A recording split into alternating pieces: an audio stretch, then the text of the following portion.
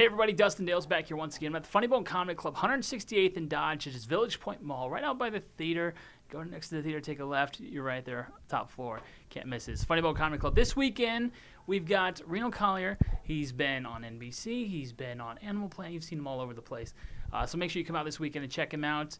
There's a game going on in town, and there's also a big show by the name of Reno Collier going on. So Reno, how you doing, bud? I'm doing great, man. Thanks for doing this. This is fun. No problem, man. I'm glad to see you here. I've been watching you for a while, ever since your first tour with Larry the Cable Guy. So I've been a little bit of a fan of yours for some time now. Yeah, I used to let him tour with me. As a matter of fact, he'd get nervous, so I'd let him go second, and I'd just go out and do like a little bit of time, and then I'd let him go up and try to work on. I mean, you could see it was new material, because it wasn't, That's very nice of you. Yeah, I'm just I'm a giver. You're a nice, good giver. I did the same thing with Foxworthy and Ron White and Bill Engvall. I'm just a good guy. You know what I mean? Mm-hmm. Yeah, it was fun. That's what they've been saying. I've been hearing that you're nothing but nice. All these guys approach you to tour with you, and then all of a sudden you turn it over to them. You're a nice guy. Well, I mean, clearly I was selling the tickets, mm-hmm. and I even gave him a commercial doing heartburn stuff. You know what I mean? I'm that kind of guy. I even gave Jeff a thing where he could dress up in lederhosen and sell Golden Corral. He sells Golden Corral, and then that gives people heartburn, and then Larry sells them the heartburn medicine. It's kind of a perfect win-win for those guys. And you put Larry in one of your movies too, right? I put him in a couple of movies. I did. I put the 2 movies I did. I put him in, and I even gave him the lead, which I don't know. I love Nebraska, and I wanted to help the Huskers, So I went ahead and I gave him the lead, and I paid him an exorbitant amount of money compared to what I got paid. And, it was kind of hard to write the check. But, I went ahead and I took care of him. I'm a people person. Very good people person. I like that. Yeah. Now, you also did some time on NBC a while back. What was your time like on NBC, and what did you do for it? I hosted a show called Great American Road Trip that was a blast, man. And it was we traveled all of Route 66 with 7 families in RVs and stopped at national landmarks, and they competed against each other, and it was really cool, man. I don't know, as far as NBC in Los Angeles, they were the coolest people I ever worked for. So give me a call. I'm really not doing that much now. I'm at the Funny Bone. So we'll get another season going. Yeah, no kidding. No, it really was. It was a cool show, and they let us do unbelievable stuff, and they spent the money. It was really fun. What were some of the challenges that these people would do on the road? Like we stopped in St. Louis at the Arch, mm-hmm. So then they set up a ton of different arches, and there was a mom, a dad, and 2 kids, and they take tethered balls, and then you'd have to work your way all the way through them to get to the end. They had racing championships. We did stuff in Branson. I mean, we stopped so much I can't even begin. The coolest thing was we started at Wrigley Field, mm-hmm. and I got to walk out from the outfield through the ivy all by myself. The stadium's completely empty, and they're filming me with helicopters.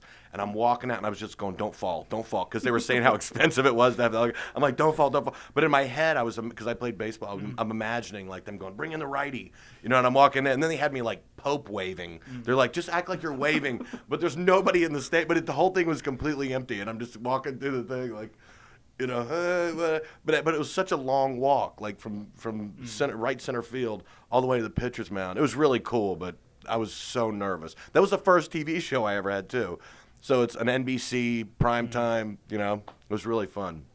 Now, since then, you've also worked on some other shows. You did a show for Animal Planet as well. I did a show called Top Hooker that I hosted. That was an extreme fishing show. People are like, Top Hooker? My mom's not the Top Hooker on HBO. That's a different one. Yeah, my mom's like, what? And I'm like, she's like, you're Scottish. That's never going to come off.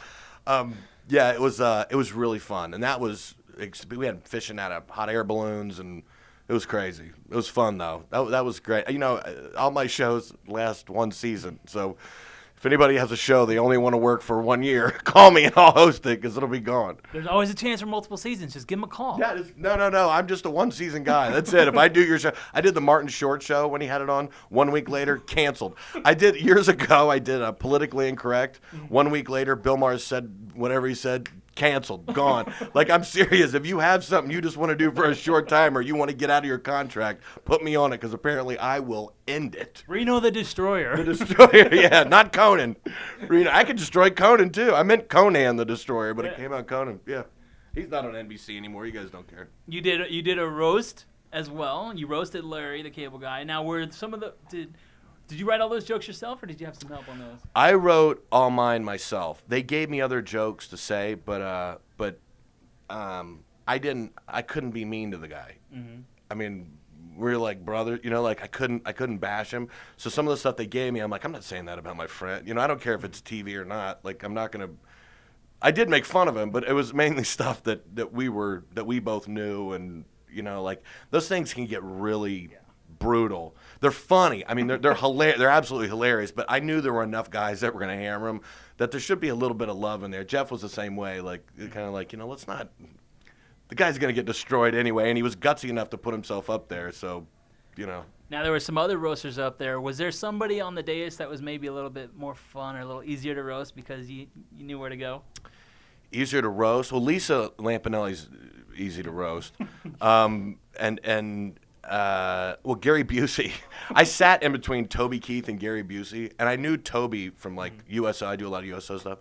So we were sitting there talking, drinking, and Gary Busey, and I'm going to have to clean this up for TV and not say exactly what was said, but the bar is real, right? So me and Toby are sitting there drinking, doing shots and everything, and Gary Busey, and for those of you that don't know, he's deaf in one ear, and he's complete like that. That is real, like that. Like that's not a character on TV, right? So we're sitting there drinking beers or whatever, and Gary walks in between us, and he looks at Toby and he goes, "Toby Keith, I'm Gary Busey." And Toby's like, "Whoa, hey, Gary, how you doing?" And he's like, "Next year, sidelines, Texas-Omaha football game, me and you together." And Toby's like, "All right, Gary." And he's like, "My whole life's like football. Sometimes I get the flag thrown. Sometimes they hit me in the head. Sometimes they kick me out of bounds." And Toby said, "Get away from me, you." And he can't hear anything. And he looks at me and he goes, "What did he say?" And I said, "He said he wants to take you to the football game." He's like, "Right on." Oh, man, I wish I could have been on that set. It was the weirdest group of people because it was like Marsha Brady, Warren Sapp, like Gary Busey. It's like when you drink too much NyQuil and you have a dream, and it's like I'm just mixed up with all these weird people, and we're drinking beer, making fun of each other.